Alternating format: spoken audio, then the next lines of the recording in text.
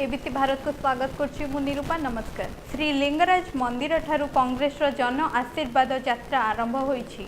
एकाम्र निर्वाचन मंडलीर विभिन्न अंचल में कांग्रेस नेता और कर्मी माने बुली बुली आशीर्वाद कामना करथिले। एही अवसर में पार्टी पक्षरु कहा जायतिला जे समग्र देश में 28 शतकड़ा खनिज पदार्थ ओडिशा रे थिबा बेले 2001 ठारू खनि माफिया माने ओडिशा को लूट कर चलछि। सेहीपरि एकाम्र क्षेत्र में कला भास्कर्य परिपूर्ण रही बेले यार रक्षणाबेक्षण हेउनी। सौंदर्यकरण नाँ रे हरिलुट हेउछि। केवल ठिकादार नेता कुजी नेता माने लाभवान हेउछंती। आसंता निर्वाचन में कांग्रेस सरकार गढ़िले 20 लाख बेकार युवक युवती को नियुक्ति, कृषि ऋण छाड़, भत्ता वृद्धि सहित सर्वनिम्न रोजगार ग्यारंटी प्रदान कराजिबो बोली पार्टीर नेता माने प्रतिश्रुति देइथिले।